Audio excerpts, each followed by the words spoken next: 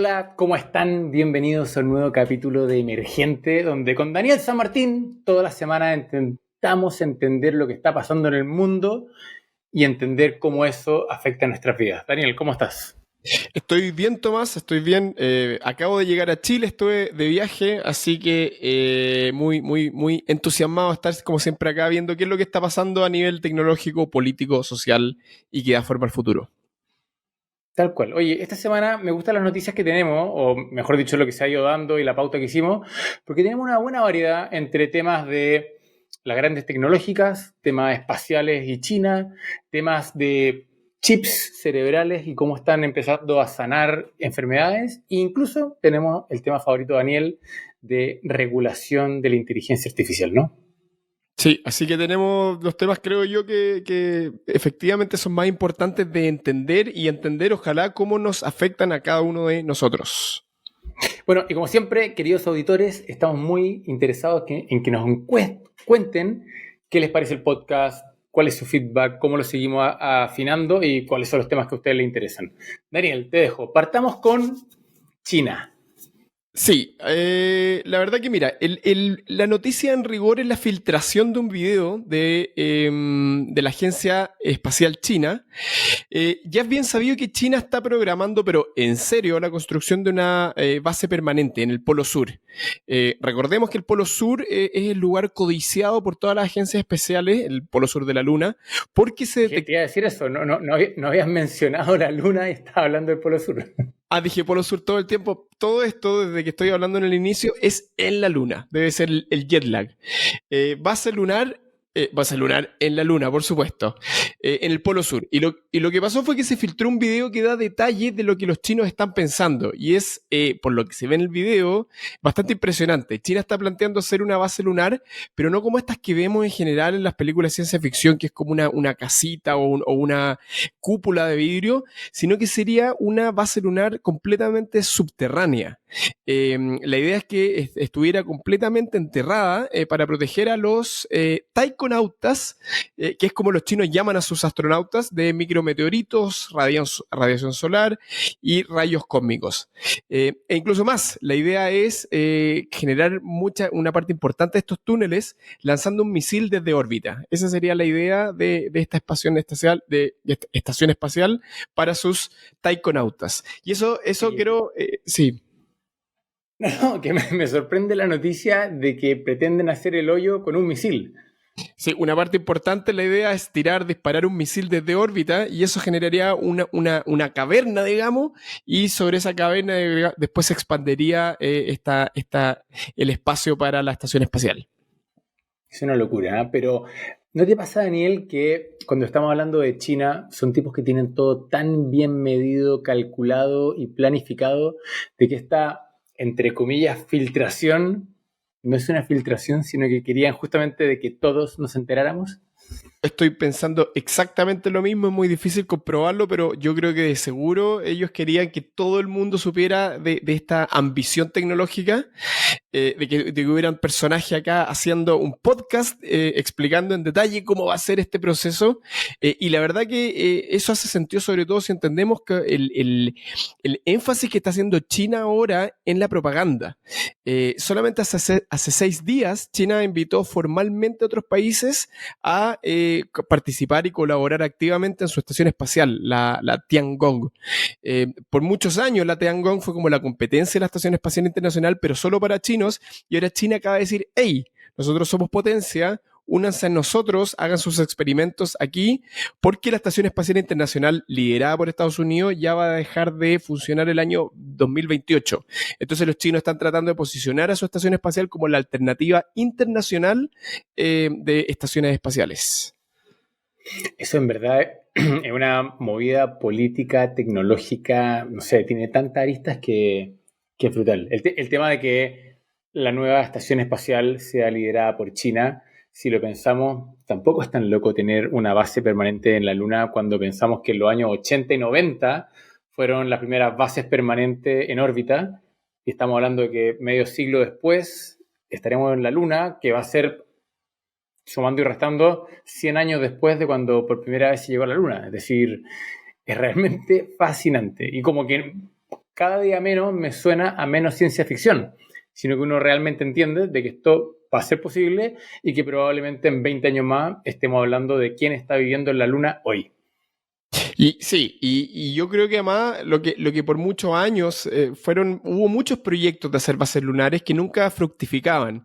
Sin embargo, si uno pudiera ver algo positivo de este proceso de Guerra Fría 2.0 en el cual estamos, es que los planes, estos grandes planes de exploración espacial, ahora sí tienen que hacerse. Y uno lo ve en la NASA. La NASA pasó por años anunciando que iban a volver a la Luna y nunca pasaba nada.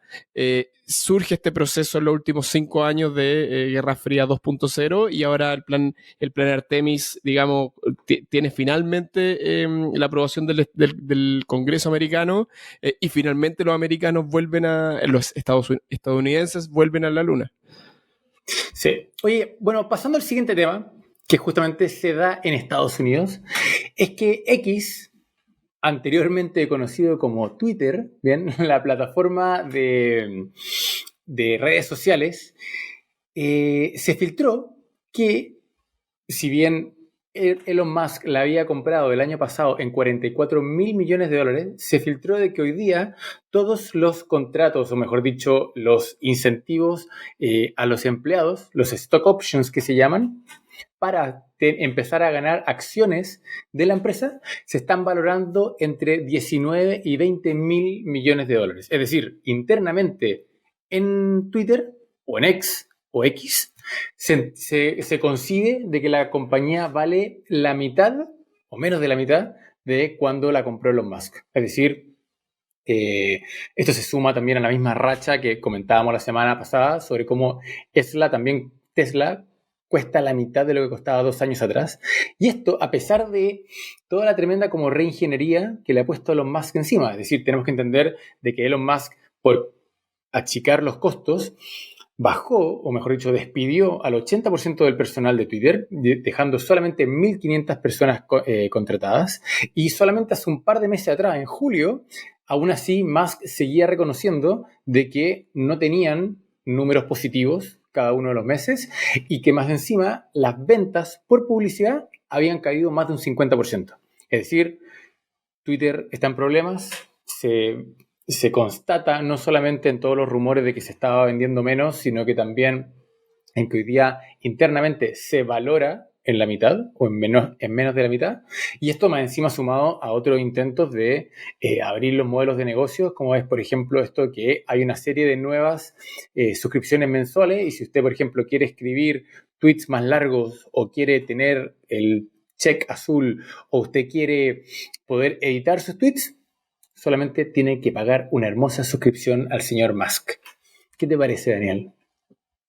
Esto, para complementar este punto, es verdad. Los últimos meses no han sido buenos, la publicidad ha caído de manera espectacular. Vimos muchos de nosotros, los ex empleados de Twitter haciendo una campaña de difamación. Cuando tú sacas de tu compañía el 80% de la planilla, claro, probablemente no eres la persona más popular del barrio. Pero para complementar esa visión, también uno puede hacer el análisis de largo plazo. Porque Musk ha comentado varias veces que lo que él espera o a lo que él aspira es que X pasa a ser una super plataforma, una plataforma de todo, muy en el estilo de los chinos. En China hay 2, 3, 4 plataformas o apps que no son específicas para un uso, sino que puedes pagar, puedes comprar redes sociales, son como todo un montón de redes sociales distintas en una misma aplicación y la visión de largo plazo de Musk es ocupar X para eso, para tener una super aplicación y por lo tanto yo daría tiempo, yo soy optimista, yo creo, y esta es mi predicción, que hacia finales de este año o a principios del próximo año vamos a estar viendo números verdes. Graben esto, escúchenme. Vamos a estar viendo números verdes en X. Y el otro tema que mucha gente no incorpora en este análisis es la posible sinergia que puede tener X con otras compañías del holding Musk. Entonces, yo también aventuro que mucha de la data que se utiliza o que se produce en X está siendo utilizada y de hecho en la política de privacidad de X, tú aceptas de que puedan ser utilizadas tus conversaciones para el entrenamiento de grandes modelos del lenguaje. Entonces, mi elucubración, que no es mía en realidad, hay muchos analistas pensando esto, es que lo que está, el gran valor de X no es la plataforma, sino que son los datos que están siendo generados en la discusión de las personas, y que eso podría alimentar nuevos y más poderosos modelos de inteligencia artificial similares a ChatGPT en el futuro. O sea, mira, está interesante eso, porque en el fondo ahí entenderíamos que Twitter no es simplemente, o no es concebido como una máquina o una empresa para generar retorno y que en sí le vaya bien, sino que simplemente lo está usando como un activo para otros proyectos. ¿Bien? Sin embargo, igual tiene que dar una competencia, igual necesita de que le vaya bien, y creo yo que el proyecto de ser una app de todo, como explicaba Daniel, estas apps que son muy populares en China, donde uno tiene un lugar para poder comprar y vender cosas, tiene datos, lugares para poder tener citas, o tiene mensajería, o tiene redes sociales, o tiene para poder contratar a quien le pasee el perro, lo que sea. Es algo que también Facebook ha estado intentando hacer y no le ha ido muy bien. Es decir, la plataforma de Facebook ha intentado sumar nuevas funcionalidades y la gente le sigue gustando ir a aplicaciones específicas. Dicho eso, aprovechemos que estamos hablando acá de las grandes tecnológicas para comentar dos cosas rapidito que creo que vale la pena. Ojo que Google está en medio de una demanda por el Estado, mejor dicho, por los Estados Unidos, donde lo están acusando de ejercer su poder monopólico con respecto a los motores de búsquedas. Y es que el año 2021 solamente, Google pagó 26.000 millones de dólares en una serie de acuerdos para ser el buscador predeterminado en una serie de aplicaciones, teléfonos y diferentes partners, ¿bien? Algo que en su minuto, si recordamos, en los años 90, normalmente hacía Microsoft, que le pedía o le exigía o llegaba a acuerdos, pongámosle el título que queramos, con los fabricantes de computadoras para que tuvieran Internet Explorer como el navegador por defecto. ¿Bien? Entonces hoy día Google está metido en ese mismo tongo 25 años después. Sí, y para un poco bajar a cómo esto nos puede afectar en nuestra vida, lo que estamos viendo, y lo comentábamos la semana pasada, estamos viendo un movimiento de increíble concentración en la industria tecnológica. Lo que vamos a estar viendo es que cada una de estas grandes compañías nos va a pelear con todo para mantenernos dentro de su ecosistema y ofrecernos la mayor cantidad de productos.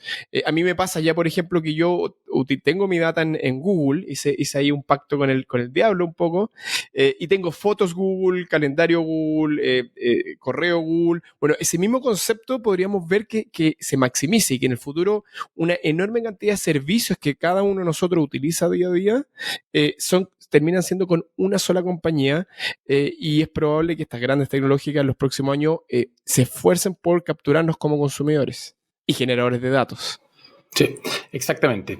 Bueno, y hablando sobre eso, es que Meta también está haciendo noticia estos días porque acaba de anunciar que en la Unión Europea va a sacar la opción de tener la aplicación de Facebook y la de Instagram con una suscripción en la medida de que usted no quiera ver no quiera ver publicidad. Entonces, si usted no quiere ver publicidad, ahora va a tener la opción, si usted está en la Unión Europea, pagando entre 10 y 13 euros, dependiendo de la plataforma que usted utilice, para poder ver Facebook e Instagram limpio. Bien, y a su vez también está considerando tener una serie de mejoras donde uno puede de alguna manera ajustar la configuración de Facebook y la configuración de Instagram para ver noticias, o mejor dicho, publicidad que a uno le interesa. ¿Qué te parece, Daniel?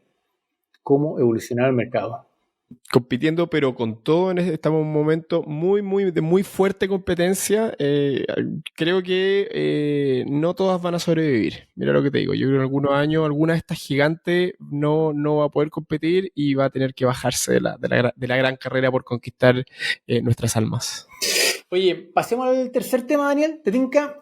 Porque el G7, este grupo o este club de países ricos, está dando que hablar con respecto a la regulación de inteligencia artificial. Sí, la semana pasada conversamos mucho sobre esto. En nuestro podcast hablamos mucho sobre el tema de inteligencia artificial, el impacto en la sociedad, en la economía y cuán importante es regularla, cuán importante es poner ciertos contrapesos a estas grandes tecnológicas para que la inteligencia artificial finalmente sea algo positivo y no termine destruyendo nuestras vidas, ¿cierto? Y lo interesante es que esta es de las primeras finalmente firmas o los primeros momentos en que finalmente un grupo de naciones se pone de acuerdo y firman un documento regulatorio de la inteligencia artificial. Y es una historia interesante. Se juntaron los 7 países del G7 y había 2 grandes visiones de cómo había que regular. Por un lado está la visión americana, que era mucho más libertaria, favorable a no poner grandes trabas en su desarrollo. Uno podría especular que también influido por el momento de Guerra Fría 2.0, donde Estados Unidos no quiere quedarse atrás en el desarrollo de esta tecnología tan poderosa. Y por otro lado estaba la visión europea, mucho más enfocada en los derechos cívicos, mucho más enfocada en regular una inteligencia artificial que fuera estricta en el uso de datos y privacidad. Como sabemos, la política en general de datos de Europa es mucho más restrictiva que la americana. Europa tiene el GDPR, Estados Unidos tiene una política, el IPA, mucho menos rigurosa. Y entre medio se metió Japón que también pertenece al G7, y Japón propuso la creación de una comisión que discutiera desde mayo, lo que ellos llamaron el proceso de Hiroshima, un foro intergubernamental para llegar a un consenso en estas 2 grandes posiciones. Y finalmente primó esta tercera vía, primó una vía japonesa mesurada entre la visión americana y la europea. Lograron quedar los 7 países del G7 relativamente contentos con el texto final y se firmó. Así que tenemos la primera gran regulación de inteligencia artificial de un foro intergubernamental. Yo creo que esto es interesante porque finalmente esto va a ser muy tangible en el futuro. Tal vez hoy día estamos pensando en inteligencia artificial y lo vemos como que está a años luz, pero cuando en 2 o 5 años más empecemos a estar más rodeados de aplicaciones, servicios, soluciones que se apalancan en inteligencia artificial, sin duda creo que vamos a empezar a ver la diferencia de las cosas que hacen las soluciones de China versus las soluciones de Occidente, o las soluciones de Estados Unidos versus las de Europa. Bien, y vamos a empezar a ver cómo en algunos lados empezamos a tener problemas. Por ejemplo, un tema que está muy debatido hoy día es si se puede usar para persecución policial o no. Entonces, tal vez vamos a ver que ciertos estados van a poder ser más seguros gracias a esto, o van a ser mucho más injustos y discriminadores por el uso de inteligencia artificial. Es decir, es algo que está por verse, pero creo que va a ser muy tangible en nuestras vidas. Es decir, vamos a acceder a soluciones diferentes dependiendo del país en el que estamos, y al mismo tiempo, no sé, la verdad es que no quiero ni siquiera aventurar, creo que van a pasar cosas que no podemos imaginar hoy día. Y hay un tema muy, muy bueno, el punto que tocaste, Tomás, porque este es un acuerdo que da consejos a los países, pero ahora esto no se transfiere directamente a leyes. No es que en este momento todo lo que se haya acordado en ese panel sea ley en Estados Unidos o en Francia o en Italia. Son consejos o recomendaciones para los países. Y por lo tanto, aún queda un proceso de volver esto aún más concreto y de que los congresos, los parlamentos de los diferentes países transformen en leyes que sean efectivamente posibles de sujetas de enforcement, de que las policías, digamos, y los estados realmente controlen el actuar de las empresas y de los individuos. Entonces, creo o espero que haya una corrida ahora de procesos legales alrededor del mundo, y ahí creo que Latinoamérica está al debe. Yo no he visto mucha discusión en los países latinoamericanos de efectivamente hacer una regulación, ver si nos vamos a sumar al modelo americano, al modelo europeo, a esta tercera vía japonesa, al modelo eventual que pueda sugerir India, así que está por verse.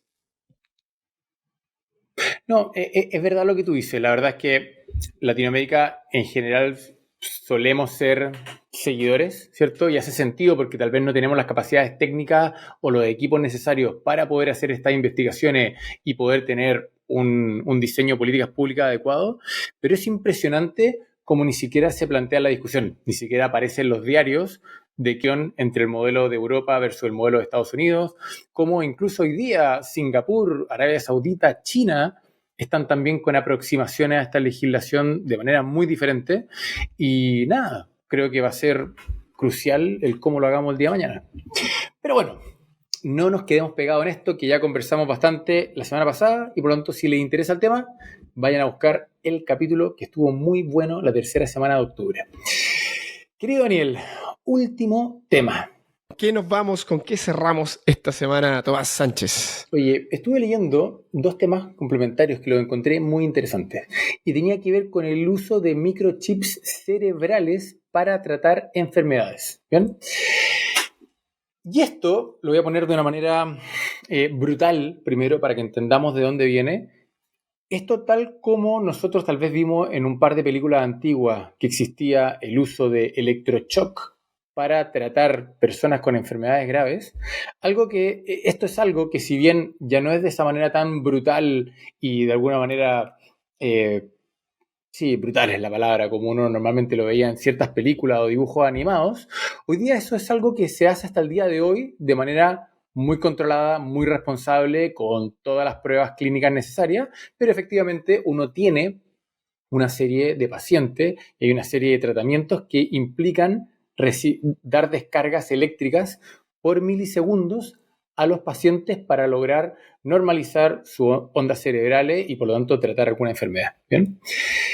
Lo interesante, y como hemos conversado en este podcast antes, es que vamos en una carrera a cada día más utilizar elementos tecnológicos en nuestro cuerpo, ¿cierto? Ya nos acostumbramos a tener todos los días un teléfono en el bolsillo. De a poco nos vamos a ir acostumbrando a que el día de mañana podemos tener unos anteojos inteligentes. Y justamente salió un estudio del primer chip que era capaz de estar implantado en el cerebro, pero tener una doble función. La función de poder detectar ondas cerebrales específicas y a su vez dar descargas con respecto a ellas. Si les interesa más el tema, salió justamente un paper al respecto en la revista Neuron, que explica todo en más detalle científico, ¿bien? Pero si quieren ver la parte o quieren leer con más detalle la parte más humana, les recomiendo un artículo que apareció en la revista Wired, ¿bien? Y en ella justamente describen cómo, y acá se centra en el caso de un paciente, una persona que había tenido toda su vida trastorno obsesivo compulsivo, ¿bien? Es decir, era una persona que cada vez que, por ejemplo, se quería ir a dormir, tenía que revisar todas las puertas, todas las ventanas y se demoraba 45 minutos en poder hacer su ritual antes de poder dormirse. Y esta misma persona después desarrolló epilepsia cuando ya tenía 20 años, ¿bien? Entonces, quienes conocemos de cerca a las personas que han tenido enfermedades mentales, entendemos lo graves que son, ¿bien? Pues bien, esta persona, utilizando uno de estos chips y de alguna manera llevando todo un proceso de, comillas, entrenamiento del chip para esa persona en particular, ha sido capaz de hoy día tener una vida infinitamente más normal, y si antes podía tener horas al día de episodios epilépticos, hoy día lo puede contar solamente en minutos. Entonces, resumiendo, cuando entendemos de que hoy día existe la tecnología con un chip dentro del cerebro para poder tratar una enfermedad mental y que estos tratamientos están siendo así de efectivos, qué impresionante cómo nos va a cambiar la vida.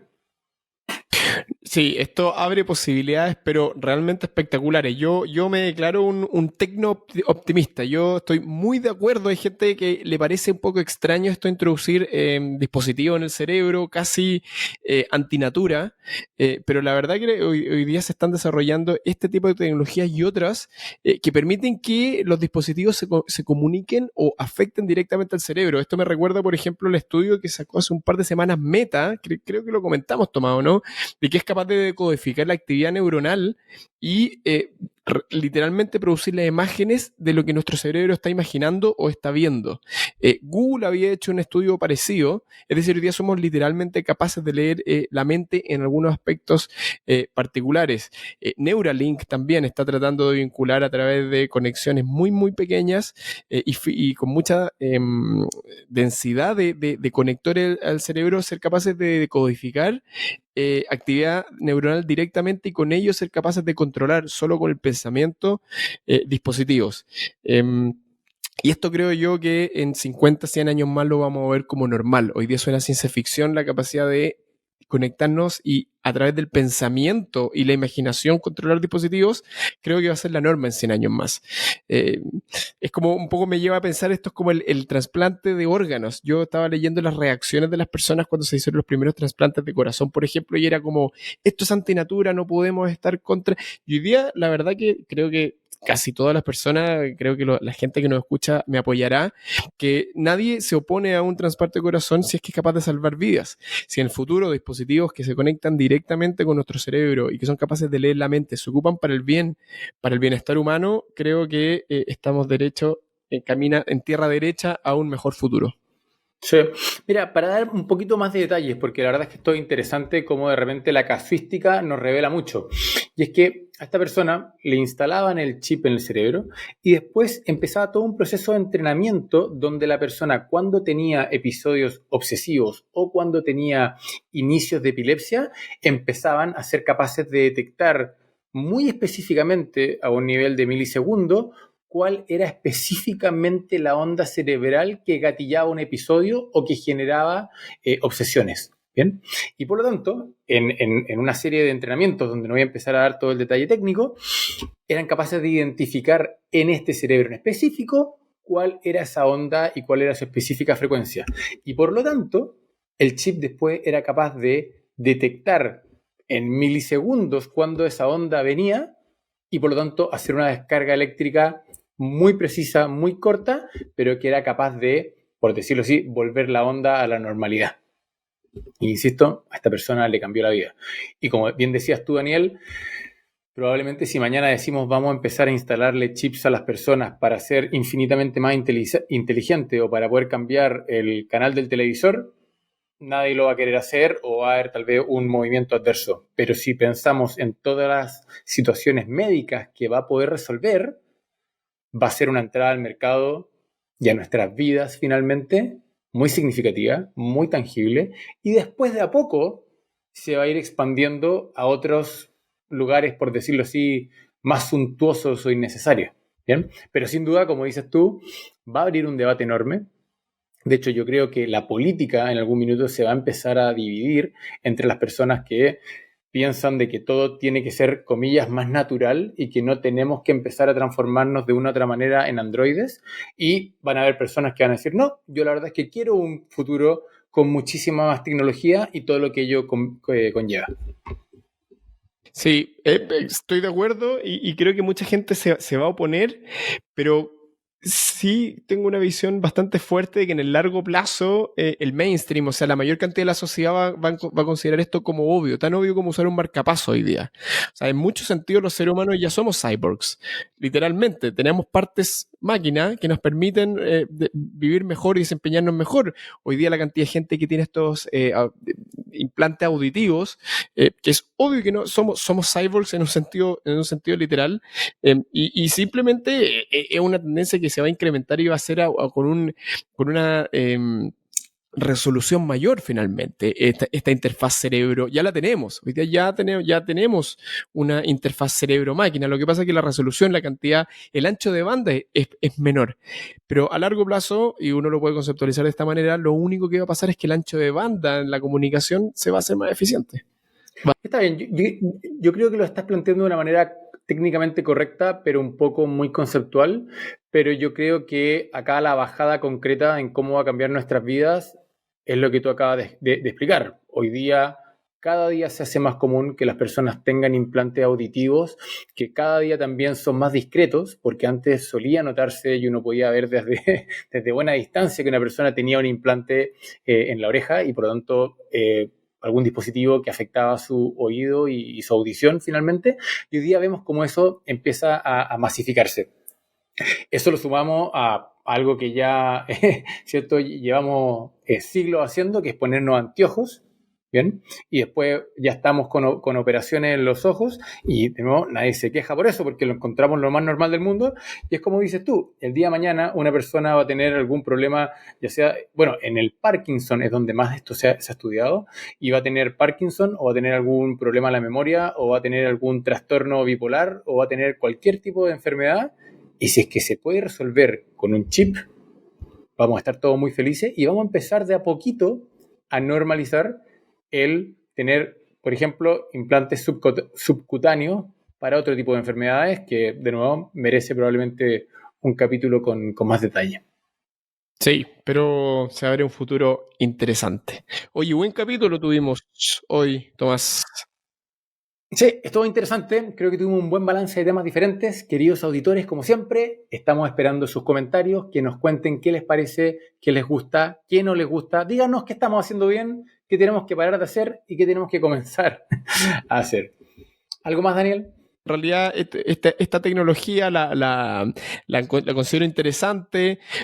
Absolutamente oídos abiertos a todo el aporte que quieran hacer a la comunidad que nos escucha. Buenísimo. Bueno, un abrazo muy grande a todos. Nos estamos escuchando y que tengan una muy buena Chao, chao. semana. Abrazo.